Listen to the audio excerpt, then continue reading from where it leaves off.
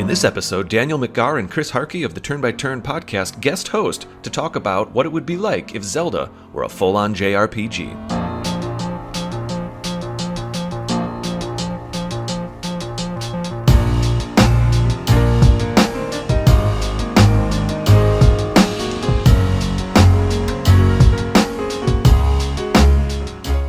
Hello and welcome to another Zelda podcast. I am David Geisler, and tonight I will not be your host, though I am going to do the intro here.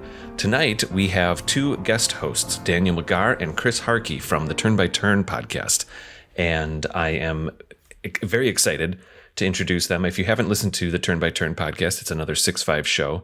I highly encourage you to do so. They've just started their second season.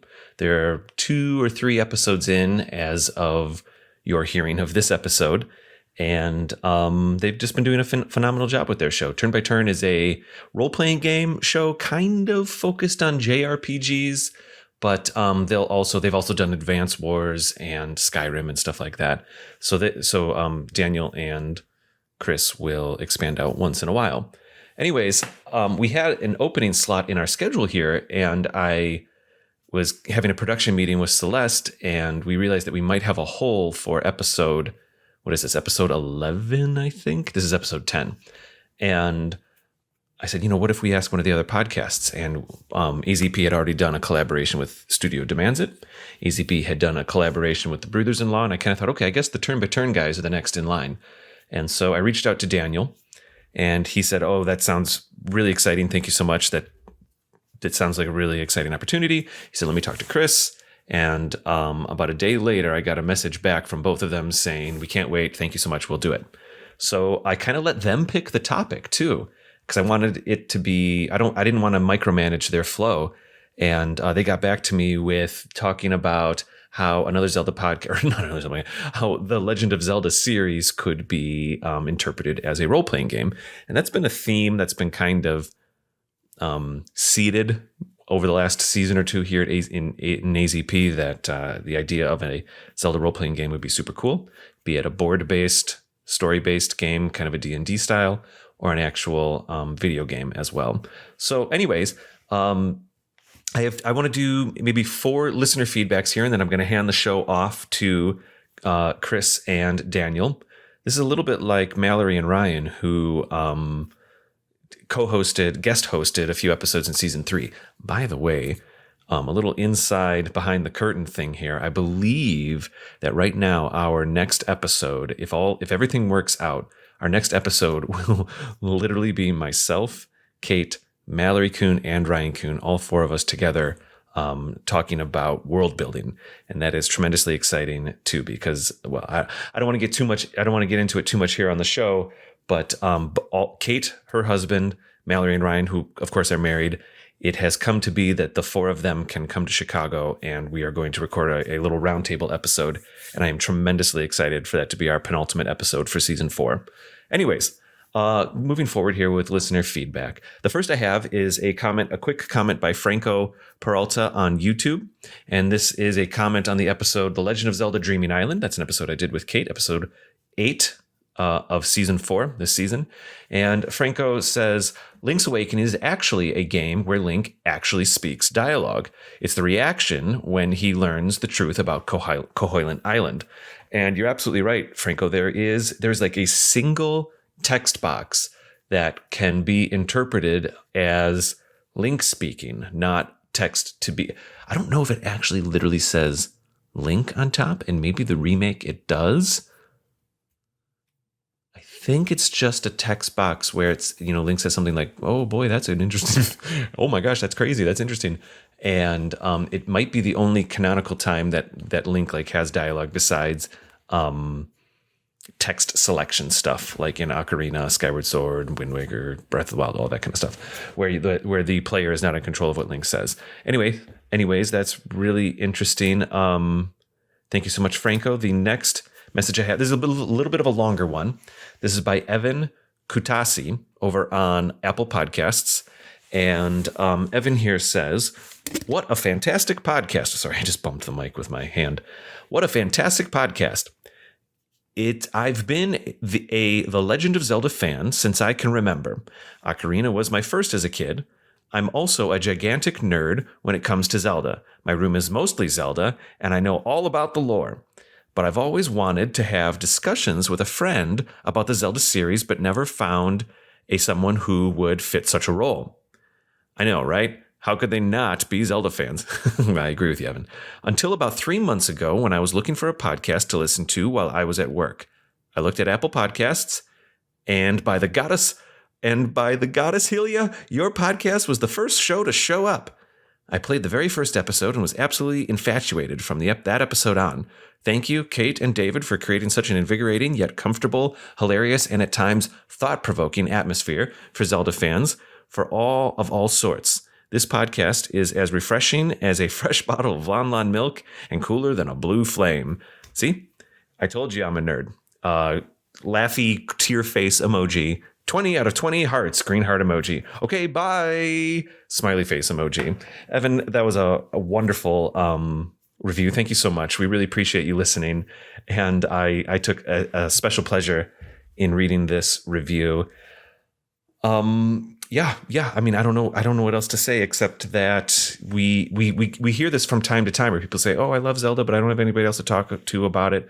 So I find that in another Zelda podcast when I listen to another Zelda podcast. And I don't know, maybe Kate and I felt that way when we first started the show. Zelda's an interesting kind of game. Just literally a week ago, I was with a classmate. And they were saying to me like, "Oh yeah, another Zelda podcast. I've heard about your show. I'm sure it does great. Everybody loves Zelda." And I thought, yes, of course, everyone does love Zelda. But then it still is a little bit in a niche category, I suppose, just a little bit.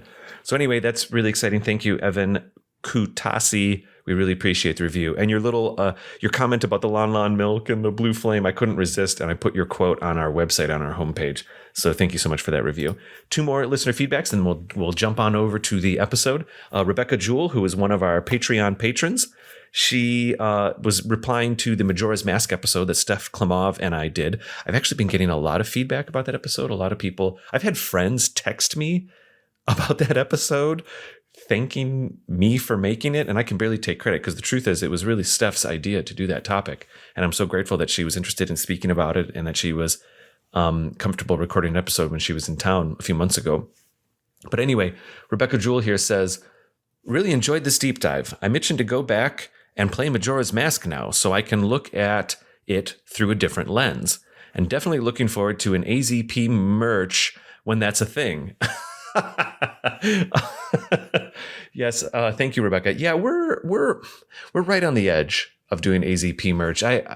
We have a couple T-shirts designed. I think it's like, we've played around with having. I literally have a stack of like 1,000 stickers that we hand out when we go to these video game conventions that we do. But we don't have like official merch yet, though we do have the designs. I guess it's just a matter of picking an actual company, the right company to make the T-shirts and to make maybe some posters and stuff like that. But I feel like we're on the edge here of having that be a thing. Thank you so much, Rebecca. I think she's also speaking to the fact that in the Magical Sword Patreon edition of that episode, so we have a Patreon page and we have the sword, the white sword, and the magical sword, which are the 3 swords from the original Legend of Zelda game. The magical sword, the top tier Patreon tier, allows people to, we kind of like basically we set up a camera in the corner of the room and we film ourselves recording the episode. So it allows those people in the magical sword tier to kind of hang out with us and watch us record the episode. Anyways, that day that Steph was there, I was actually wearing another Zelda podcast t-shirt that a t-shirt company had sent me as like a spec option, where basically you can like reach out to a company and say, "Can you make a shirt or 2 for me so I can see what your quality is?" And they had sent me one and I wore it in that episode. It was very simple. It just had the Another Zelda Podcast logo on it. But I would love to start making some Another Zelda Podcast merch very, very soon. I don't know. I've never done it before, so I don't really know like the best ways to do it, I guess. But anyway, thank you, Rebecca, so much for being a Patreon patron and also a literal and figurative supporter of the show. Here's our last listener feedback. This is over on YouTube. Oh, also about the Majora's Mask episode. So the exact title of the episode was How Majora's Mask Deals with Grief. And it was the 5th episode of season 4. I have to say, I'm so sorry, my watch just notified me. I'm particularly proud of that episode, or that episode title, the episode as well. It's not a pun, but it's a little bit of a play on words. How Majora's Mask Deals with Grief might be interpreted as how does the game deal with grief? But I really liked the title because I thought one of the things that Steph and I kind of explored in the episode was how Majora's possessive Majora, the baddie Majora, the mask that belongs to Majora, how does Majora's mask deal with grief? And I thought that was kind of an interesting way to look at it as well. David Wilson over here on YouTube says, one thing I thought about while listening to this was that it always bugged me that Link and the player themselves never got even a response from Navi. It's true that Navi leaves at the end of Ocarina of Time, and we don't really know exactly why. And it's also true that in the beginning of Majora's Mask, of course, Link is looking for Navi. I could accept that. I'm sorry, I'm back onto David's comment here. I could accept that she was gone and that Link was never going to see her again, but I always wished we could, at the very least, get some kind of confirmation of what became of Navi, even if Link himself never found out. Then I realized that it was literally me being in the bargaining stage. LOL. Oh, that is actually pretty funny, David Wilson. Of course, in that episode, Steph Klimov and I explored how the different stages of grief, which off the top of my head, I know there's obviously bargaining is one of them, denial, anger, acceptance. Yeah, I think there's one or two more that I can't quite recall right now. It's really funny, David. I think you're right that saying, oh, but I just need to, if there's a way that I can at least know what Navi thought without Link knowing, it doesn't matter. I want to know. That is part of the bargaining stage, and that is actually pretty funny. So thank you so much for that comment. Okay, I kind of wanted to get through these quickly. I know I've been speaking a bit fast in this intro, but I really am excited to hand you over to Daniel, McGarr, and Chris Harkey. I just want to say personally, I'm really, really, really proud of the Turn by Turn podcast. If any of you know the story of 6.5 Media, which is the production company that we built after creating another Zelda podcast, there was another Zelda podcast, and then I reached out to a couple friends, and we made Studio Demands It and the Top Hat Balloon Show. And shortly after that, Ryan Kuhn, who was one of our blog writers at AZP, reached out to me and said I'd kind of like to make a show about home brewing. And so we made that show. But Turn by Turn was the first show where a total stranger reached out to me and basically like expressed interest in 6.5 Media and kind of wanted to see if we would be interested in producing one of their shows. And that was a real benchmark for me personally, I have to say. It was really special speaking with Daniel almost 2 years ago. And shortly after that, even maybe 6, 7, 8 months after that, when Jake Narradin and Sam Ansa reached out to me about creating a show called Top 5 Nintendo, it gave me even more confidence. I don't mind saying this. It gave me even more confidence to speak to them about them creating their show, Top 5 Nintendo, which is also a show that 6.5 Media produces now. Both Turn by Turn and Top 5 are doing great. I'm very, very, very, very, very proud of them. But I'm especially thankful and grateful to Daniel for kind of helping 6.5 Media level up and go to a stage where we were able to start creating relationships with people that we didn't even know. And that's the result of that certainly is Turn by Turn. And with all of that said, I'm honored and pleased, and it is my pleasure to hand you over to Daniel McGarr and Chris Harkey of the Turn by Turn podcast. And I'm going to give them the steering wheel here, and they are going to guest host another Zelda podcast episode.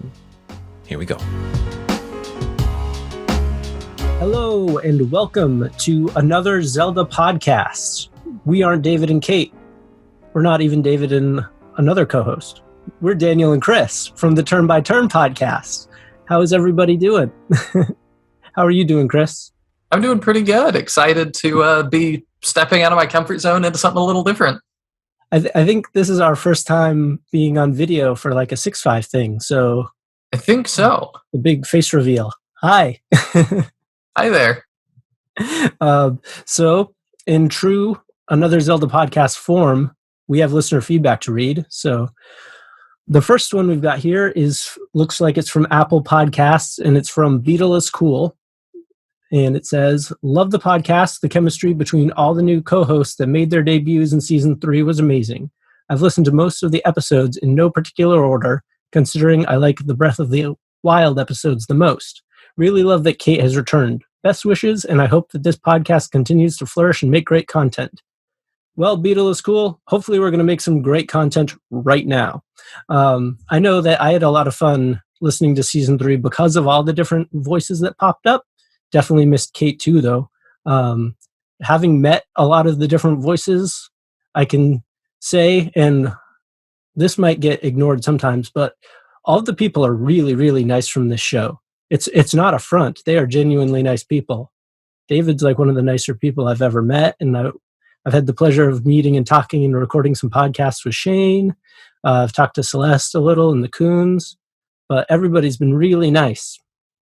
And so it's been a lot of fun to hear them on the show as well as read their articles from the website. Let's see, what do we have next? We have a comment from YouTube from Dietrich Edwards on 3 favorite Zelda games, the very first episode that they did. And his top 5 were Minish Cap, the Link's Awakening remake. Number 3 was Wind Waker, 2 was Ocarina of Time, and 1 was Breath of the Wild. I think that's a pretty common thing among Zelda fans at this point. Chris, do you have a top 5? I do. I got to prepare it a little bit ahead. And I actually haven't played a ton of Zelda, so that's going to make this a little bit interesting, I think. My number 5 is Wind Waker, which I played on my Wii U because it came with it. I got the special Zelda limited edition Wii U, which still looks awesome. Mm-hmm. Then Link's Awakening DX, I think it's called, for the Game Boy Advance. I rented that one from Blockbuster when I was a kid, and it was fun to just hang out and run around. I didn't totally know what I was supposed to do, but I remember going to the other world and like Link being a bunny or something. It was very interesting. Number 3 for me is actually Breath of the Wild. I like adventuring and stuff, and it was really cool that everything I look at, I can go touch. That was a really big deal to me. And I really enjoy Breath of the Wild. Biggest complaint, though, is the weapons. I don't like that the weapons break. Mm-hmm. I know some people feel that way, though. Number 2 for me is 4 Swords. Because even though I'm not that into Zelda, adding friends to the mix is always a good time with me. So I've really enjoyed 4 Swords, just because it's fun to run around with friends, be goofy, and swing swords. Did you have the connector cable? Were you all sitting with your? I did. The remake for I think it's 3DS was a lot better in that respect because you don't have to have all these cables and things. But I did have the original GBA and the cables and stuff, and I didn't get to do that very much because it is a very involved process, but I did do that, and that was really fun. I think with the cable connecting of it all, you were considered really, really talented if you were able to trade Pokemon, and anything on top of that was sort of god tier level gaming to pull that off. Yes, I agree. Or my parents were willing to get me this dumb little cable. And help you figure out how to use it. Yeah. They couldn't help me figure out how to use it. That was all on me. And then my number 1 Legend of Zelda game is Hyrule Warriors. And the reason for that is I'm actually a really big fan of the Warriors series. I love Samurai Warriors. That is one of my favorite overall games is Samurai Warriors and the Dynasty Warriors games. So when I saw that Nintendo was doing anything Warriors, that was a big deal. And it was made a lot better by it being on the Wii U. And I got to play it with friends with, me playing on the gamepad and my friend being on the TV. And we got to play essentially split screen co-op with our own screens. It was awesome. It was a great experience. And the story was really fun, having all these different characters come back. And just the amount of love, care, and attention that was put into that was astounding. And yeah, the adventure maps were really fun. They had great rewards. That was just a really great experience. So that has to be my number one favorite Zelda game. Mm-hmm. I have not played the Hyrule Warriors, or I think there's a follow-up at this point that I also obviously... There is. I meant to mention that I haven't gotten to play that one yet, but it is high on my list, and I'm really excited to play Hyrule Warriors Age of Calamity. That's what that one is. That's it. I really want to play both of them. I just haven't had the opportunity yet. I think my top 5 would probably be, let's say, Skyward Sword. Are you starting it with your favorite or fifth? 5, 4, 3, 2, 1. Okay.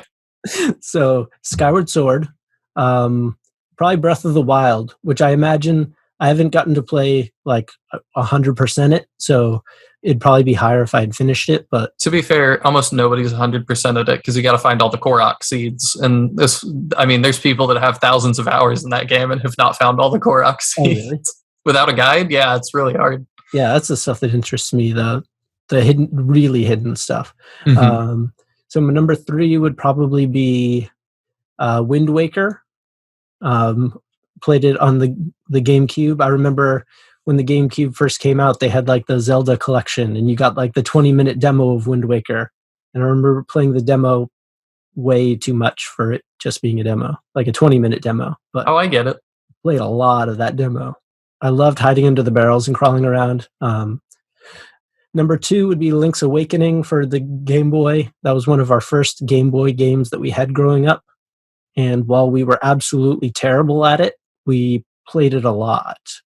And I think we eventually beat it. Growing up, definitely were able to beat it. But I was probably around 6 when I was playing it for the first time and was a little above my ability. And I'm not the best gamer, so I definitely don't have the chops to pull out like a GBA. Whoa, not even GBA. A GB Zelda game. And then my number 1 would be Majora's Mask. Time constraints aside. Yeah, that's actually what turned me off that one somewhat, because the aesthetically, I think Majora's Mask is my favorite in terms of like how it looks and everything. Like it helps that purple is my favorite color, as you know, but the viewers might not know that. But yeah, that game is very purple, so I love the look of it. Mm-hmm. It's definitely really fun, and I think the biggest thing about it is that time constraint. But the idea of the world dying, and like there was actually an AZP episode about grief in Majora's Mask that was like really, really good. That came out a couple of weeks ago, I believe, depending on when you're listening to this. So it just really covered that really well. So if you want to know sort of my thoughts on that, they sort of echo what was in that episode with David and Stephanie. But to keep the flow of this going, we've got another YouTube comment from Zelda Media Wishlist episode, which was season 4, episode 6. Zach, I apologize if I get your last name wrong. Pronouncing words is not my strong suit at all. But Redaba said, I really like the D&D idea. With the option to become the villains as well, maybe? ? I don't know how D&D works. I've never played it, but I would definitely would if it was set in Hyrule. And I think there's probably like a pretty big Venn diagram of Zelda fans and D&D players that like crossing that bridge would be super easy. Mm-hmm. And you let Chris play the villains, he's always going to pick the villains every single time. Just about. So I think that like a tabletop version of The Legend of Zelda would be really doable. Oh, I think so too. You said too you wanted to talk about some other things that we wanted to see it being. Mm-hmm. So something that I think has been talked about a lot is some sort of series again. I know there's the one animated series, but a Netflix series would be really fun. Probably live action, but it'd be weird to have Link talking too. I agree with that. Something else that I would really like is seeing Nintendo. I mean, a lot of people talk about Nintendo is not the best with some of their other franchises. I'm a big Fire Emblem guy. They're not the best at letting you play those older titles and really acknowledging them. And I think Zelda is a little bit similar in some of the games. So I'd really like to. This might be a super unpopular opinion. I would love a package deal that contained all the Philips CDI games, like the Wand of Gamelon, Zelda's Adventure, and I forget what the third one is. But it would just be fun to play those again. And like, they don't have to make it a big thing. They can be like, we know it's bad, but like, it's part of the history. Like, who cares? You know, it would just be fun to do it again and not have to own something like a Philips CDI, because who has one of those at this point? I know. I've got a couple tucked away for like those long winners, but They must be real long winners. let's just say there hasn't been a winner long enough to actually pull it out and play it, or realistically have it. But that's a different story. But I think that would be cool. I know that those are sort of like the lost games of the series, where it's like they exist, but they're kind of definitely brushed under the rug. So hopefully this show will do an episode on them at some point, and we can get everybody hooked, and then we can start a revolution of asking Nintendo for them. I think there might be a real revolution if before Mother 3 we get a re-release of the Wand of Gamelon or something. Oh man. That's how we stir some real pots and get things going. We need to what really needs to happen is we need to get Mother 3, but with bonus content of those, like the Wand of Gamelon is sort of like a bonus.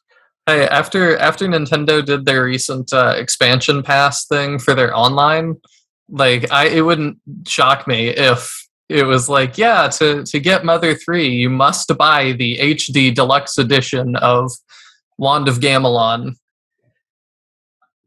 Hey, if that's what it takes.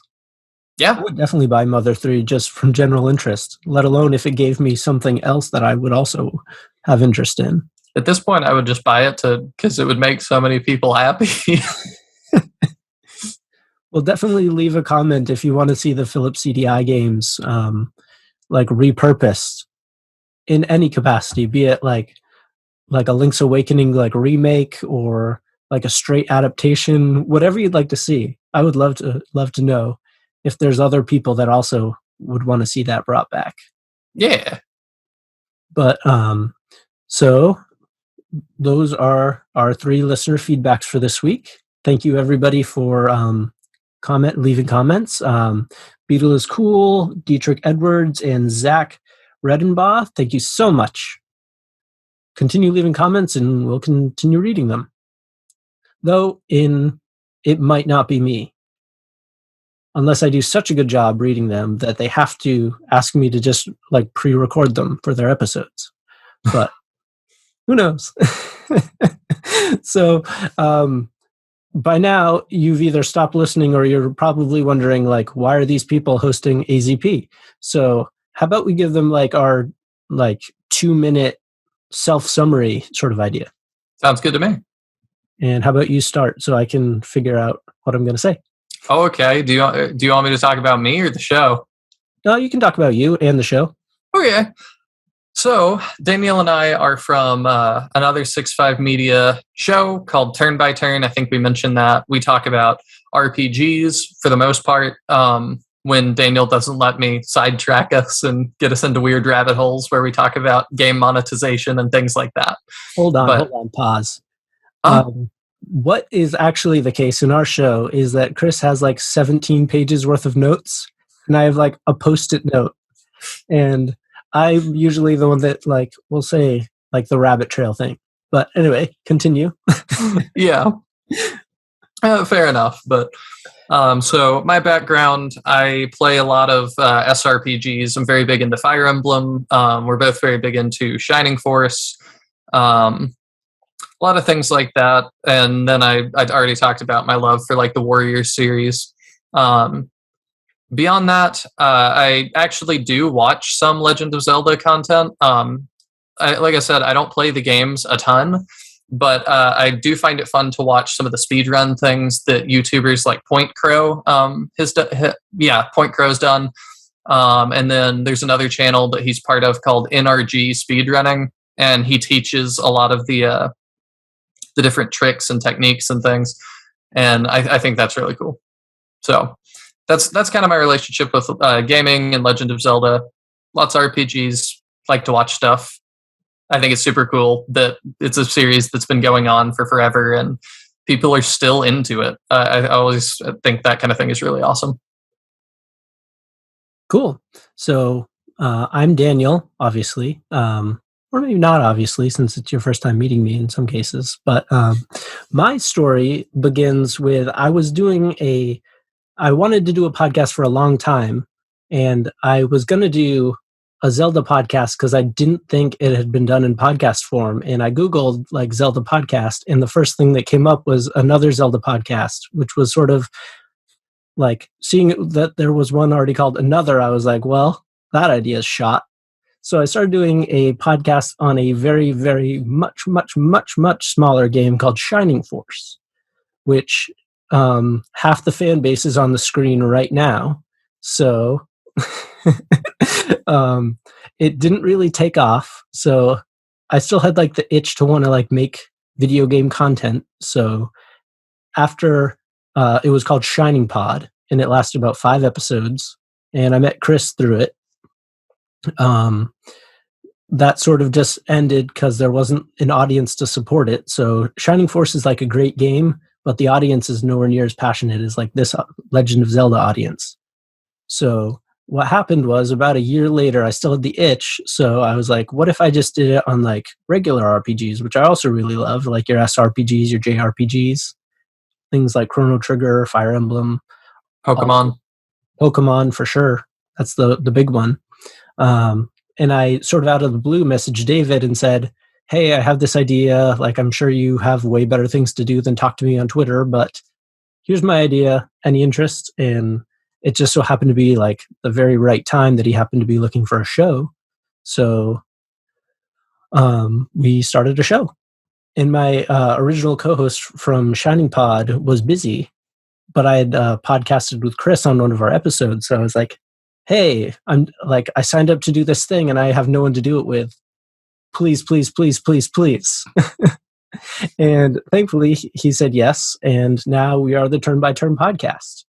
And we are in our 2nd season, which is sort of extra special because we started a new sort of episode idea where we are interviewing RPG game devs.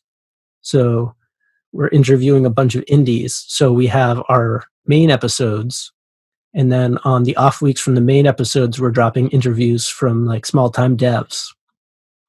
And a lot of them have been like really wonderful, nice people.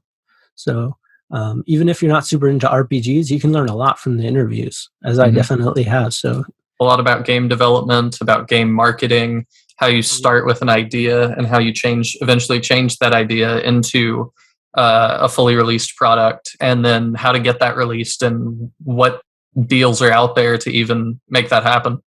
Mm-hmm. Definitely. So we'd really appreciate anyone willing to check us out.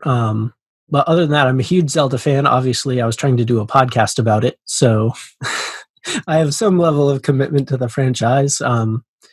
So we figured for this episode, we would talk about how Breath of the Wild is very much like an ARPG, and we'll get into that definition. And then we figured after our break, we would kind of delve into what Zelda would look like as like a JRPG. So like your Earthbound, your Mother, same thing, but or like a Chrono Trigger. Like what would that look like from like a mechanics standpoint? If you really enjoy what we come up with, maybe we come back and pitch a whole story for you or something. Sky's the limit always. So I think Chris probably has more background with Breath of the Wild than I do, but when I think about Breath of the Wild as an ARPG, which is an action RPG, other notable ARPGs are like the Witcher series. Skyrim is generally considered an ARPG. Mass Effect. Oh, Mass Effect 2. Is Sims considered an ARPG? I don't think so. No? Okay. No, I think I don't even know. I think Sims is considered a simulation game. That would make sense since the word's there. Yeah. Anyway. So an ARPG is sort of, in my head, and Chris, let's see how you think about this. An ARPG is your normal action adventure game, but all the UI, like the game mechanics, the item functions, function like they do in an RPG. Is that sort of how you think about it? Yeah, kind of. But my definition of an RPG is also, I've elaborated on our show, can be really wide. We have a whole episode called, what is it? Like, what makes an RPG? Something like that. Elements of an RPG. Elements of an RPG.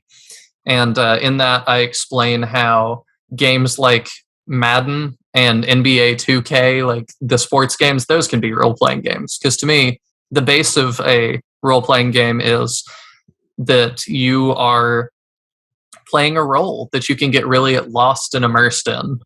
And you might be thinking to yourself, well, then almost anything can be an RPG. And to that I say, yes, it can. So, yeah, I like your definition, Daniel, if I have to be really practical and really nail it down. But if I'm gonna go crazy, then a little bigger than that. Yeah. So I think what I mean by like item management, basically. So you have in Breath of the Wild, you collect a lot of vegetables and things that you turn into like a soup or a curry or whatever it might be. I'm not fully aware of what the menu is, but it's really large. It's a really big menu, and I believe at this point there's a cookbook, and you can actually make the meals, which is pretty cool. But that's something I feel like you'd see more in like an RPG, where you'd be combining things to make other things. So like in the Pokemon games, you can mix berries, and I think you told me they're called pothins. Yeah, it depends what game you're on. I think in the newest Sword and Shield and stuff, I think you can make curry. Mm-hmm. But yeah, in the older games, you mix berries to make these little bricks called pothins. Back in my day. But so in some of the earlier Zelda games, you don't, if memory serves properly, and you can correct me here if you know, but I don't believe there's much like item crafting. I don't think there's much crafting now. I think most of it is like interactions on the overworld with like bombing walls and things. I don't think you're ever in a menu or even in your head having to combine 2, 3, 4 items together. Mm-hmm. So I think that's something that they sort of latched onto for Breath of the Wild, adding in that like RPG item management and like item crafting. Like in Fire Emblem games, you're always crafting weapons and having weapons break and reforging weapons, and then like getting a weapon upgrade. And then specifically in Fire Emblem, you get like a weapon upgrade like after a fight. And then like after the next fight, you'll get like another upgrade. So you tend to upgrade pretty quick in them. But I think that's sort of, as far as like Breath of the Wild is concerned, sort of like the largest like ARPG element of it. Does that sound about right? Yeah, I would agree. Definitely the item management, especially the weapon management, because you can play and ignore the cooking aspect. You could really finish that whole game without cooking really anything if you wanted to. But the weapon management is so forced. You have to do it because your sword is going to break. Mm-hmm. And so at that point, you do get forced into resource management. And do I use this weapon now? Do I wait and use it for a bigger enemy? Can I get through what I'm dealing with now without it?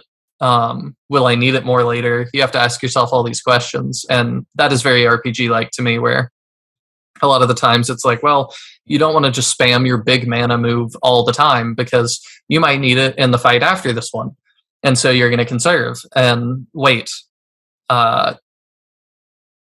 You don't want to spend all your money, because then what if you get access to something even better in just another hour of playing?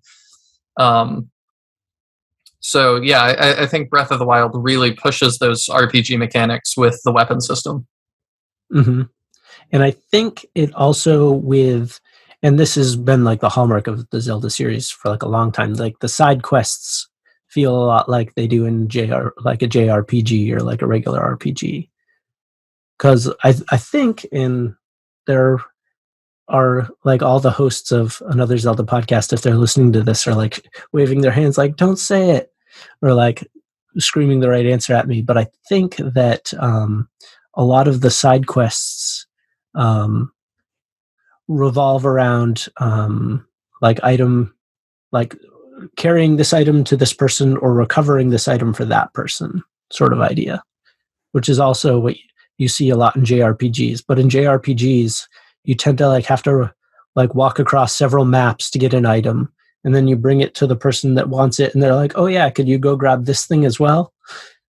And I think that's something that I think Breath of the Wild does better, because I think a lot of the side quests are more like either unique, or a better word, like way to say it might be, they sort of lead to more. Like the more like side quests you do, like it seems like you get better benefits than in some JRPGs where you get like something super random that you might not be able to use at all, depending on when you do it. I'll push back on that a little bit and say part of the reason that Breath of the Wild wasn't my number one is because I actually didn't find it very rewarding. Because the things that you get from doing anything, my reward for doing well in a fight or doing well on a quest is a sword or a weapon, typically. Not always, but that's very often what it is. And then it just breaks. And so I feel, it's sort of like if I was going to translate it to other RPG stuff, it'd be like if I was playing a Final Fantasy game and it was like, oh, you get to use a spell 2 more times because you did this quest. And I'm like, it just gets to be a bit too item management for me. I'm not too into the micro of item management. I like weapon upgrades and things, but once I get it, I'd rather just leave it set and then not have to keep thinking about it. And it's not that I always hate that or that your game is bad because it has that.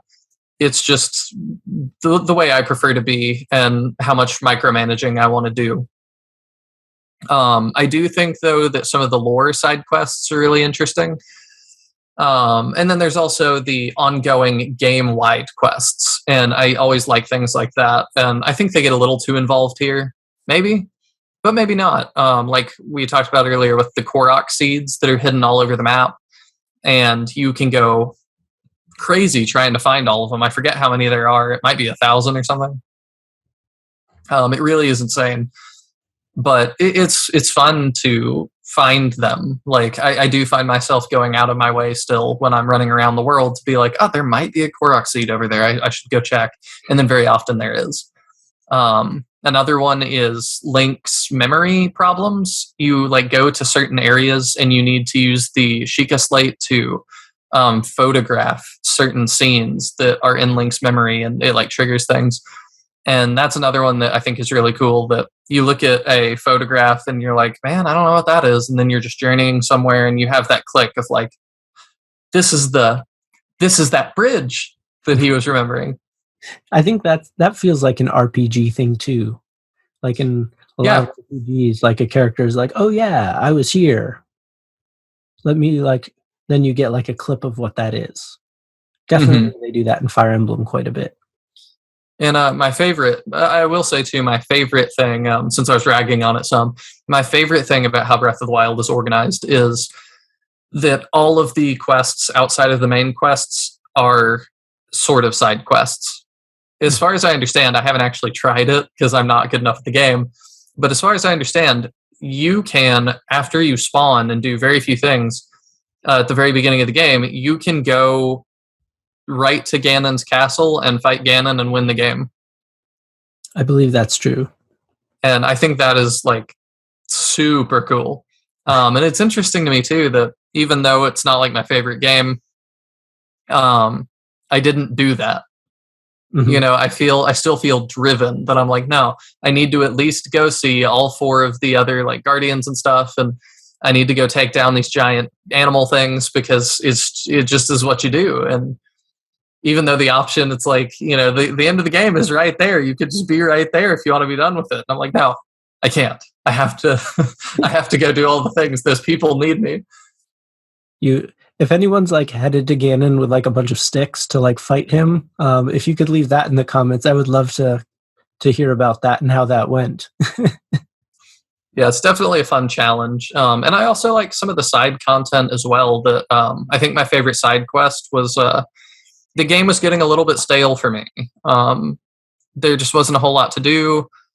I felt like it was just kind of the same old. And then there's a side quest that you go to an island, and it's like, all right, we're going to take all of your gear, all of your things, and you're going to start over again. And you've got to like reestablish yourself on this island with nothing and do it all again. And I thought that was a super cool idea for a side quest. And I got really sucked into that. Huh? Is that like Bear Grylls, like Survivor Man? That is kind of what it feels like. And I do kind of find myself getting into that role a little bit more, that like, even though, you know, it's not super necessary, I find myself like, well, I gotta, you know, get some bananas, and then I gotta start a fire and grill and stuff and do all that. Like it just feels fun to get lost on that little island for a while and forget all the people that need your help and just be Survivor Man. The world will keep spinning. It will. Maybe not for those people that really need me, but it'd be weird, and I don't really know how it would work, but if you could just like stay on the island, like, and you just stay there, and then like another hero of time arrives to like take over. I don't know how it would work, but the Zelda timeline is pretty complicated from my understanding. You know, maybe that'll happen. That'd be we do have Breath of the Wild 2 coming, and I have no clue what it's going to be about. It looks cool. Like they keep, I feel like, giving us little details to like kind of spoil us, which maybe you're listening to this in the future and you know what Breath of the Wild 2 is, but Link gets like a cool like robot arm looking thing. Very cool looking stuff for that in the future. The villain looks very scary and very cool. Mm-hmm. It looks like Zelda might be playable. That is kind of the vibe I'm getting, but we have no idea. I have more thoughts on Zelda being playable, but we will get to that after our break. Did you have other thoughts of Breath of the Wild as an ARPG before we go to break? I don't think so. I will say, too, I don't have the DLC, so that's why I'm not talking about that. I know Link gets a motorcycle, which looks super interesting. But yeah, that's why I don't have many opinions on that. I haven't played it, but it seems cool, and I know that I will at some point do the DLC and go through all that, and I'm excited to do that. I also, the last thing I'll say about it as an RPG is I think fast travel is great, and I'm glad that you can fast travel in that game because it's massive, but I find myself too that I get really, really lost in games a lot more when I don't use fast travel. When somebody says, I need this, you know, like you said, the bear butt. I need you to go collect 10 bear butts from the mountains.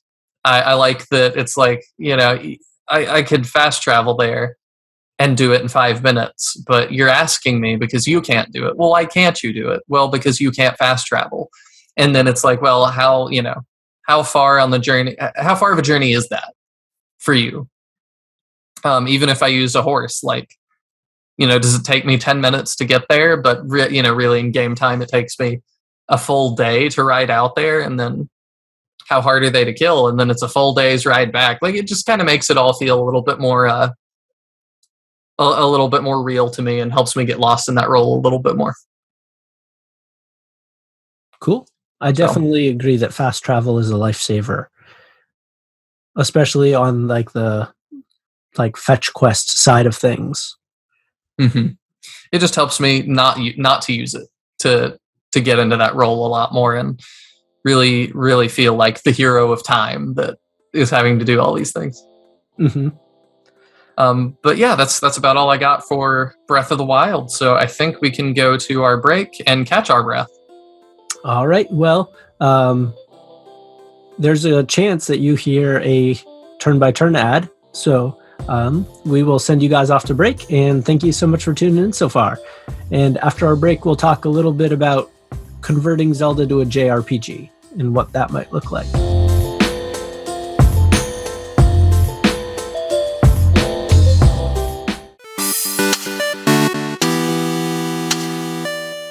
Welcome to our new podcast. Welcome to our new podcast. This isn't working. Agreed. I think we're going to have to do it turn by turn. Well, now that you mention it, we are a brand new RPG video game podcast. Our very existence hinges on turn-based gaming. So join us on the Turn by Turn podcast, where we'll be talking about Pokemon, Fire Emblem, Golden Sun, Shining Force, Mother, and so many more. It's your turn to come and join us.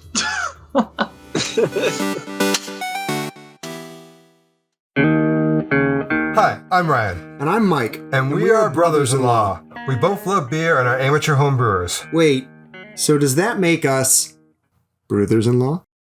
I believe so. Every episode, we will talk about aspects of beer and home brewing. But nothing super technical because we're learning this too. So join us as we sit down together and dive into something beer-related. Whether it's a little field research, tasting a certain beer style, or beers from a specific brewery. Talk about our experiences brewing beer at home, including our own solo brews, as well as themed competitions we'll set up along the way. We will also talk about some of our favorite aspects of brewing, like hops, extra ingredients, building our brew cave, and more. And of course, our own misadventures that have happened along the way. So, if you like beer, are home brewing already, or if you have an interest in home brewing and don't know where to start, join us on Brothers-in-Law Podcast on Apple Podcasts, Spotify, Google, YouTube, or wherever you listen to podcasts. And make sure to follow us on Twitter at Brothers-in-Law and check out our website, brothersinlaw.com. Cheers. Cheers.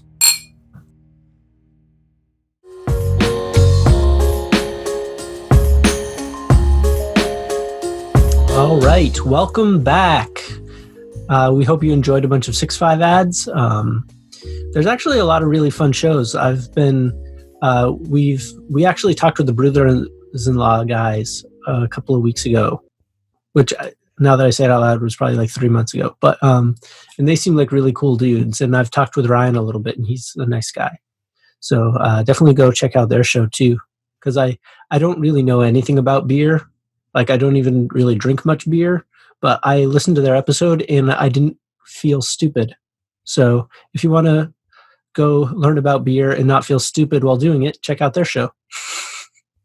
But we thought for our second part of the episode, since we're RPG folk, it might be good to reimagine what Legend of Zelda could look like as a JRPG that we kind of spoiled in our wrap-up of part 1. So, Chris, what does a Legend of Zelda JRPG look like? Well, I think the first thing that we have to decide and really talk about is playable characters. Mm-hmm. And if there are any, because Link is pretty much it for all the Zelda games. So I'm like, do you get a whole cast? I feel like it would be like, I want to say yeah, because it's an RPG. It would be weird not to for like a JRPG. Because we've talked about on some of the episodes on our show that to me, the really big difference between an American or Western RPG and a JRPG is that a Western RPG is to me is something like Skyrim or Fallout, where you're going to tackle the world by yourself for the most part. There's some exceptions like Mass Effect and some of those games, but for the most part, to me, a Western RPG is you're in it by yourself. And to me, the thing that makes a JRPG is the party and your friends that are with you along the way. So it would be really hard for me to imagine it without that, but it's really hard to imagine a Zelda game where you're playing as more than just Link. Mm-hmm. Because it's sort of like the fabric of the game is that you are one character on a quest to fulfill whatever the end goal is. In a lot of cases, it's beating some form of Ganondorf, I believe. Yes. I think just Ganon would be more true. That sounds right too. Um, So with the JRPG, Yeah. you normally have 4 characters, which doesn't or more. or more. So you have to, like, how would you decide what characters that you'd want in, or like how you'd negotiate that? So sort of thinking about it, the obvious thing, like 2 would be Link and Zelda. You'd have them together. And Mhm. then I think in my head where I would go is where we have these other races available. Maybe it could function as you go through the story, you're Link, and then you have Zelda join your team, and then maybe you, like, during the Earth Temple like part of the story, you have like a Goron companion with you. And then as you continue on to like your Water Temple, you get a Zora. And then all of my like examples and things are going to be in terms of Majora's Mask because it's the one I'm most familiar with. So I understand that the Zora evolve into, I believe, the birds in Wind Waker. I'm a little fuzzy on my lore, but so it'd be sort of, you'd get a companion of that like race while you're completing that kind of map. So on your like forest map, you'd have like a Deku shrub character with you, sort of like. That sounds adorable. Yeah, I think it'd be really fun, and it'd give you a chance to play with a bunch of different sort of mechanics and elements. So you'd have your 2 sort of your base characters of Link and Zelda, and then you'd have sort of what would sort of amount to, like in an RPG, like a magic character, where you have like an elemental water character if you had the Zora with you. Mm-hmm. My biggest thing I wanted to avoid was you've kind of got me sold now on like you could have more characters.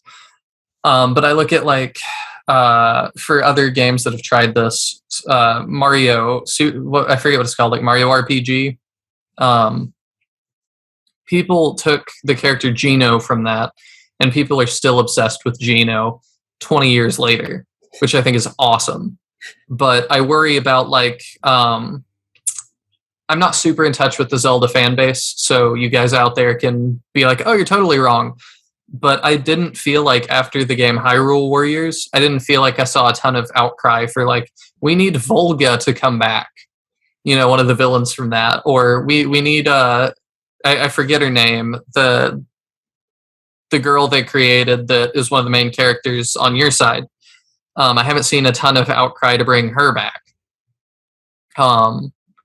So I would want to make sure too that if we're designing an RPG, it's like we need to get some of the characters that don't feel like some of the Hyrule Warriors ones. People look at that and they're like, oh, they're like the Hyrule Warriors characters, you know, they're not real Zelda characters. That's kind of the gist I have. Mm-hmm. So I would definitely want to make sure people didn't look at the RPG and go, oh, those are just the RPG characters. Like they don't really count like Impa does, or like Tingle, or Ganon. Some of the ones that are not in every single game, but always come back. Mm-hmm. So I think that's actually a pretty good point, because I know that for me, I don't think about the Hyrule Warriors games as necessarily like canon. Like I know that they are included like in the timeline, as I understand it. I don't know if Hyrule Warriors is. I know Age of Calamity for sure is, but I don't know about the first one. So hopefully some people can leave some comments to clarify this for me, just because I get a little stuck on the lore stuff. But I'm trying and find myself learning more every day about it. I mean, you're way ahead of me. I'm like, the Zora evolve into the bird people? I had no idea.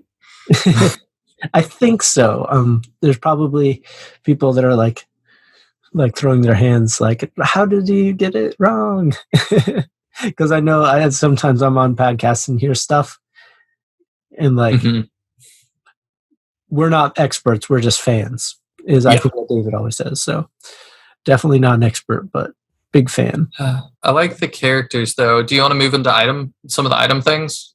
Some more of the mechanics? So one other thought about the characters was in JRPGs, you're always sort of promoting into the next like class. that Link promotes into getting Epona, and then he becomes like a mounted unit. Or Zelda is promoted to the queen, or like you get like promotions that way. And then maybe as you proceed through the game, you get the opportunity to bring back. So if you really liked playing with your Zora character, you could bring like the final like chunk of the game after you've sort of done the initial like openings. Maybe you get those 3 characters back from those temples to join you, and then you have a party of 5 or something like that. I think that'd be good, because you also have to be careful in an RPG with temporary characters that you don't like if I got a new, like let's say the Zora, I really like non-human characters in games. That's just something I'm always drawn to. So I would want to use the Zora a lot, and then if that goes away, it's like, all right, well, I did this whole temple and I sunk a bunch of EXP into this character that I now don't have. Mm-hmm.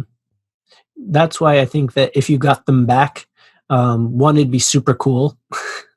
And 2, it keeps you from getting soft blocked. So if the listeners aren't aware, it's harder to get soft blocked in like a Zelda game, but in an RPG game, you can get soft blocked by a character not being strong enough that needs to be strong enough. So sometimes in battles, you'll have a character that has to defeat the boss in order to beat the level.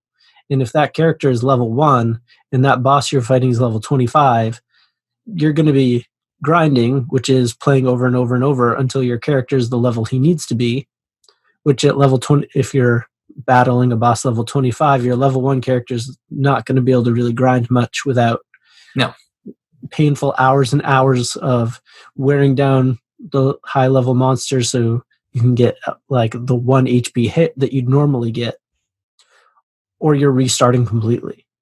Yeah, because you just didn't know that. And better games will give you a way out. They'll give you a way to at least grind up and get that. But I've also played some RPGs I like a lot, even that throw you into that situation and there's no way to grind. Like you either, this is a skill check that's happening, and if you do not meet the requirements, if you haven't used that character enough, you can't proceed. And this is where the game ends for you. There's no, unless you have a save created from far enough back, there's no way to win this game anymore. And that can definitely be really, really frustrating. Mm-hmm. So I think the fact that they'd come back later validates you using them in the first place. Because if they don't come back, there's no reason to use them at all. And then they just sort of become like an inadvertent tank, as it were. Yeah, it wouldn't be optimal to attack with them at all if they get experience, and you're denying that of your characters that you're going to have more. Mm-hmm. So if you want to leave in comments like who you'd think would make like a good character, so sort of where I was thinking about it on the timeline is sort of that like Ocarina of Time, Majora's Mask sort of timeline where you have the Zoras and the Gorons and the Dekus. So I think that would be like an ideal sort of timeline spot. You had mentioned item management. So what were you thinking about that? I was going to say too, I'm also a sucker for like RPG characters that make no sense or you're not supposed to use. Mm-hmm. I like lots of characters and secret characters and things. So if there was a way to like secretly recruit Tingle, and even if he was terrible, I would still feel obligated to use him, and that would be really fun. I think that would be great too. I bet there's like a bunch of like really small characters. One that pops into my head, and like I don't know remotely why it would happen, but in Breath of the Wild, there's like a woman that like will kill you for stepping on her flowers, and like I don't know like how it would work, but I think that would be like a really fun like secret character. Mm-hmm. But some other ones you could do, like some of the Cuckoos. I don't know if I'm saying that right. The little chickens. Yeah. It'd be fun to just have like either one that has gained some sort of sentience more beyond chickenhood, or just a mob of chickens as a character. That could be fun. The Hyrule Warriors version of Impa I thought was super cool. So I would love to see Impa come back in any respect and do more things. I'm really scraping the bottom of my Zelda knowledge for characters. It might be weird and get into too time travel-y things if you had too many fan favorite characters. But it could also be fun to throw in some of the, like, for me, some of the Hyrule Warriors stuff, like some of those characters, not as like main characters or anything, but just kind of like acknowledge it to the side, since this is also kind of a weird spinoff, and be like, yeah, that still has a place somewhere. I would appreciate that a lot. Yeah. So if you know how to fit Groose into the game, let us know. All right, so item management things. I wanted to jump to that because I had an interesting idea, I think, in that Legend of Zelda does not really have mana management. And so I don't think that it should. I think that Zelda's much more about items. And so I think that a way to do things might be that certain items are effective against certain enemies.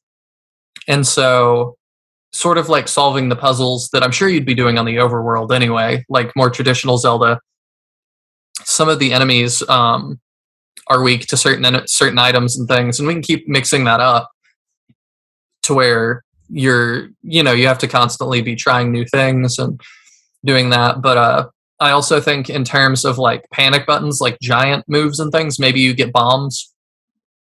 And since you're not spamming them a ton, you just have like 5 bombs or something, and then maybe you can refill them at the next town.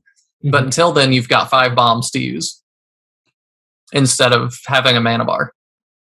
I think that could work. I know in Zelda, it's more you have your magic meter, so to speak, and like after you've used up your green energy bar, you're stuck until you can refill that. But I kind of like your idea where you could have sort of, are you saying like a preset limit? So you'd have like 5 until you sort of, so in RPGs, the big thing is getting to the inn to rest. Or yeah, that is kind of what I mean. Like you've got 5 bombs until you get to the next item shop, and it's not particularly expensive to get you 5 more. Just like how in most RPGs, you're not paying a ton to heal. It's just kind of the way to pace it. Mm-hmm.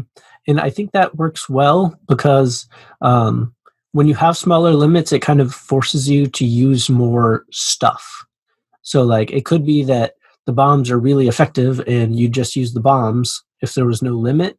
But if you have a limit of like 5 bombs, that might push you to check out the bow and arrow or the boomerang, push you to use other stuff, which I think is very key, especially in Zelda, where you get all these like unique sort of weapons or like weapon things that can turn into weapons. Like the boomerang isn't a weapon, but it can become one kind of idea. Yeah. I also take from, especially those older Zelda games, every item has its purpose. You never are given an item that you're like, well, I probably won't use this. You're gonna use it at some point. It's just kind of figuring out what situation you need to use that in. And so I think it'd be cool to have enemies that we can subtly, you could subtly tip the player off. Like maybe there's a guy that has a ton of armor, and then he just has this tiny little slit in it somewhere. And it's like, oh, I need to use the bow and arrow to shoot that little opening, or I need to use the boomerang to hit that little opening, something like that. But, maybe a giant rock, it's like, I'm not going to use my wind wand or what, I don't know, my Deku leaf. I'm not going to use my Deku leaf against the giant rock monster. Like that doesn't make sense. But then if there's a enemy that's made out of water or slime or something, it's like, oh, well, maybe the leaf like absorbs the slime or something. Or you can use it to wipe it away. Like something like that would make sense. I think that works. But then also along with that, not having every enemy type be the same solution. Like, that was the solution to the blue slime, but now we have a red slime, and he's like made of lava or something, and it's super hot, and you're like, well, I'll just absorb it again or wipe it away with the wind or the leaf. And it's like, well, it doesn't do the same thing, even though it's the same kind of enemy. Now you got to figure out something else. I think that would totally work. I totally agree with you that in in Zelda, you tend to get things that matter. I know I'm playing Bravely Default 2 right now, and I'm having a lot of fun with it, but I keep getting all these things that like don't do anything. They are essentially stuff to sell to get money to buy things that you'd actually need. So it really makes me appreciate Zelda, where you get a lot of things that you will need and use. Like your inventory isn't sitting with like 47 items in it that you're not even really sure what they are, which I think is like a JRPG thing in general, where you get a lot of stuff, but it's not necessarily stuff that you get to use. Yeah, there's sometimes that I know exactly what it is too, and that's why I don't use it. It's like, this item does tons of damage to all enemies, and I'm like, well, that sounds really important. That's going in my backpack for when an important thing happens, and then I never use it because that really important moment never comes. And I just constantly, even at the final boss, I'm like, but what if there's a secret other finaler boss? And then I still don't use it. So basically what you're saying is you have no idea when games technically end. You are always expecting another thing after the main thing. I mean, that's just a video game thing. Like, there's always been that, or almost always been that. Like, you killed the final boss. Good job. Oh, what's that? He's getting up. Phase 2. That it reminds me of, there's this TV show, and it's like a comedy show. I can't remember which one it is off the top of my head, but they're joking about the sequel to Jaws is even bigger Jaws. And I feel like that's you playing video games.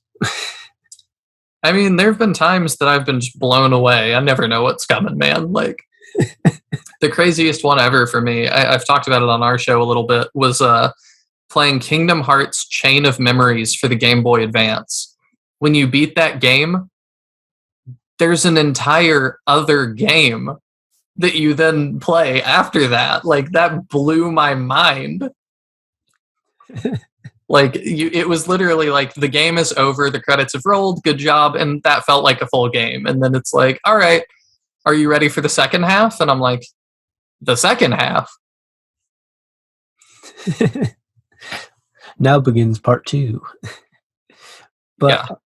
So I think another thing that factors into not all RPGs, but a fair amount of RPGs, is the idea of buffs or debuffs, where you either get like 15% higher like critical damage, and that is something that's not really in Legend of Zelda. You can get like boosts. I remember specifically like in Link's Awakening, you can get like a piece of the Triforce, which makes you like super strong for a duration of time. But this idea of like extra out of the fight changes. So like you might have like a wizard that can cast like a boost sort of idea, where you'd get like an added 10 power for the next couple of attacks. I'm not really sure what would be a good way to get that into this. You could do things like you've got the bow and arrow, and then you take a turn to like set the arrow on fire somehow, and now you've changed that and it does more damage, something like that. Or you I don't know, that's about the only thing I've got with that. You have a fairy in a bottle, and then you let the fairy out and it like blesses your sword, and now your sword's going to do more damage. Oh, I like that. That would actually work pretty good, because that keeps it within the Zelda world without having to kind of create a separate, totally different mechanic. Yeah, I'm trying real hard to keep it the same flavor. But I think that it's the flavor, but it brings in the like the RPG elements. One thing I would change that I just can't see any other way is you get a heart container with a number next to it. I wouldn't do what Breath of the Wild does, and it's like, how much health do you have? I have no idea. I'm not going to count. all those little heart icons. There's like 30 of them. Mm-hmm. You know, when you're late game, like I might have 40 health. I'm not sure. And then somebody hits you and you lose a bunch of them. And it's like, well, how much did that guy do to me? Well, I guess I got to get out the little, I need a pen on my screen so I can go 1, 2, 3, 4 and start counting the heart containers. I just can't do that for an RPG. I need a number, and then when I get a hit, it goes down and it shows another number. Mm-hmm. And then related to that same thought, when you have 5 health and below, every time you lose health, it can make the little beeping sound, and then it stops. Because that I remember a lot from those early games, running around with 1 health and being like, I just need this to end. Just kill me. I can't listen to the beeping more. That's actually an interesting point, because the heart thing would have to change. Or be very like in normal RPGs, health points can get up to like 1,000, and that would be a lot of hearts to count. Yeah, I think I still don't think you put it on a scale of 1,000. I think that that's just too big a number for Zelda. And I think that you don't need it to be that high in other games. I get annoyed sometimes when the numbers are super inflated. Mm-hmm. It could actually, you could keep it in terms of like Pokemon, where you have like really, really high HP is somewhere in like the 70s or something. Yeah. Like it doesn't get like conflated to like 1,000 or 2,000. Yeah, you just don't need it. And then you could also still do health the same way, I think. Like you level up, because I assume there will be level ups. Yep. We've kind of taken that for granted at this point, but maybe it'd be difficult to balance the game around it, but maybe you could have level ups where you level up like defense stats, so you're taking less damage, but then to get a heart container, you actually do have to go find it in the overworld exploring, and we'll have missable heart containers where you'll be rewarded for looking around and investigating things really well. Mm-hmm. And I think that's where a lot of the game could honestly stay the same. You'd still have like your normal like dungeons with your puzzles to solve to get to the next room or find the key. Mm-hmm. Like none of that would have to change, because a lot of RPGs do that now. Like I feel like a lot of early RPGs didn't. It would be very much like the battle would happen, whatever semblance of a story you'd get would happen, and then battle 2 would happen. And then sort of if any story were to happen within the map, you'd either trigger it with like a support conversation, or it would just sort of autoplay.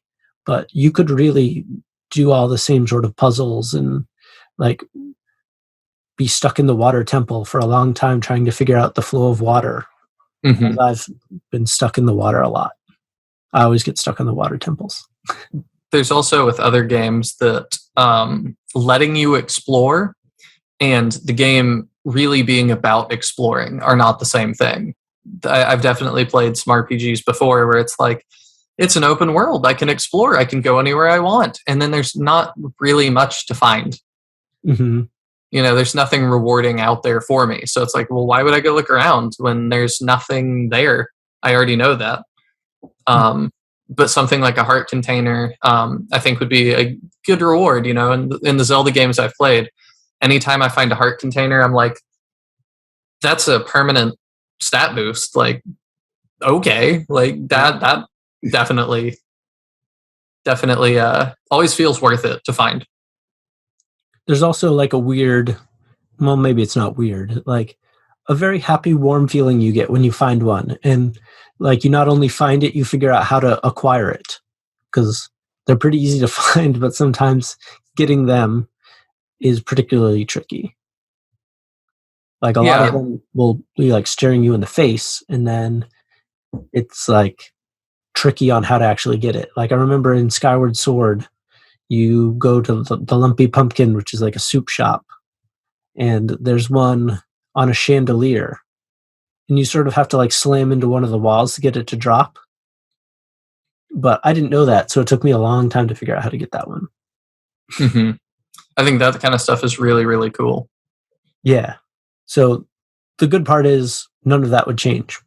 because if you were to change that, you sort of change the game itself. And I don't think the game itself needs to be changed. It'd just be putting it into another context. Mm-hmm. I agree. Which I think could actually be pretty fun, because I'm getting kind of excited thinking about my idea of having like your Goron character that you'd have for like a little bit and then you'd switch. I think like it could actually work really well. Mm-hmm. There's also, you and I think have been talking the whole time, assuming this is going to be just a turn-based thing. But we could also do things like, I'll put it on the table. You and I both like SRPGs a lot, like Fire Emblem, Shining Force, Langrisser, Disgaea. Like you and I really like that formula. So maybe that's how combat's handled. Yeah. You could do that with Fire Emblem Echoes, Shadows of Valentia, which is a very big mouthful. It actually did have some dungeon exploration things where you're running around on an overworld, and it's not turn-based. It is kind of more action RPG oriented. And then when an enemy and you collide, it plays a little musical flair and then whisks you off to a Fire Emblem looking battle. And then that enemy is representing maybe 3 or 4 enemies that are actually there. And then you have your little squad and you fight it out in a smaller little melee. You could do that for Zelda as well if you wanted to have it be more of a strategy thing. But then the downside from that, even though I'd enjoy that combat a lot more, might be that it could break up the flow too much. But I also, in games like Final Fantasy, I do think it flows better so that like you get into combat and then there's no movement or anything, you just go. It keeps the momentum a little bit better. But there's also, I think, too many random encounters in that. So you've got to have a very good medium to keep the momentum going the whole time. Mm-hmm. I could see that. I think I was in my head leaning JRPG because you wouldn't have to alter the elements of the story as much. Like I feel like JRPG is still like a really big umbrella. You'd still have to get more specific because like Final Fantasy is a JRPG, but so is Chrono Trigger, and Chrono Trigger has like more positioning things mattering and things like that. I wouldn't say that they have the same combat. Yeah, the more similar format of like the 4 characters, like kind of battling it out against whatever they encounter. Mm-hmm.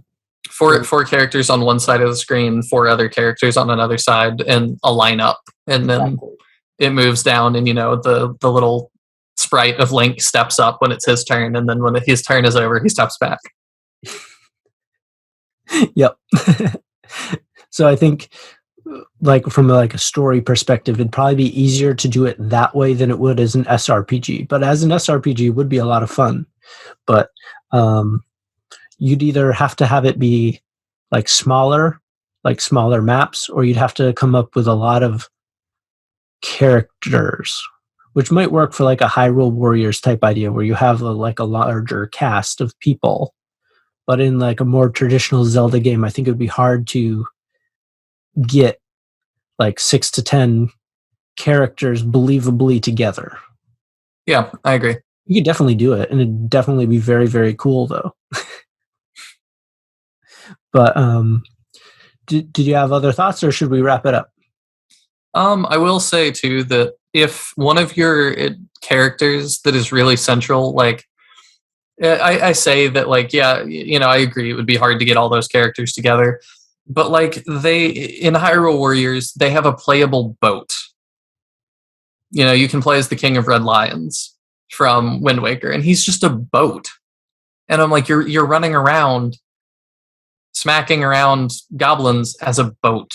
So I'm like, you can, and it doesn't feel weird. Like, maybe not me, but somebody could definitely make that work. Somebody that understood Zelda really, really through and through, I think if they really wanted to, could get however many characters they needed in there. Mm-hmm. Which I think is maybe where this listener base comes into action. Like, leave us comments and stuff about how you would, if you have like an idea for how that would work. That'd be great. I'd love to read those. Yeah, I would too. That'd be awesome. And on our show, we try to comment on everything that we see as well when it comes to our show. So I'll definitely be patrolling comments for this episode to see if anybody has any thoughts. Because I really think there's like a cool game in there, and it wouldn't be that hard to unearth. Mm-hmm. And I think it's also like, for a lot of Zelda's life, that would be just kind of pointless speculation. But where Zelda is now and where Nintendo is now, they're letting people like Koei make Warriors games from their franchises. They're letting, I don't remember the development team's name, but the people that made Cadence of Hyrule, they're letting those people make Zelda games, which I think is fantastic. So it's like, sky's the limit. And to me, more now than any time in the past, anything is possible. Mm-hmm. And I think it's a really good time for them to kind of play with those mechanics because they've been trying other stuff. So, like, why not? Yeah. But how about we wrap it there? Sound good? Sounds good. And thank you, everybody, so much for listening. Yes. One more time, we are the Turn by Turn podcast, and you can find us 6.5 publishes us as well. So wherever you find another Zelda podcast, we are also. Yep. We're at the bottom in the other shows by 6.5 section on the website. We really appreciate everybody hanging out with us today. Where can the people find you at? The people can find me at Chris_Harkey on Twitter and on Turn by Turn. That's really about it. I also have a YouTube channel that I'll shill here called Nihil, Nihil, and I play RPG games on there very often with Daniel. So if you want to hear us just talk more about some of our favorite games or watch us play some games, definitely stop in, and I respond to all the comments. So if you want to leave a comment and say you came from another Zelda podcast, I would be super, super grateful for that. And hopefully you'll enjoy your time there. Mm-hmm. You can find me on Twitter at McGarr Mentions, where I guess I mention stuff from time to time. I actually don't think I tweet very much, but I try to tweet things. But we use the at Turn by Turn pod on Twitter quite a bit, so you can check us out there. We have a bunch of really exciting episodes and stuff coming for Turn by Turn, so we hope everybody can give us a listen. What else should we tell the people? We should tell them to rate and subscribe on Apple Podcasts for both Turn by Turn, if you listen, and another Zelda podcast. And I'm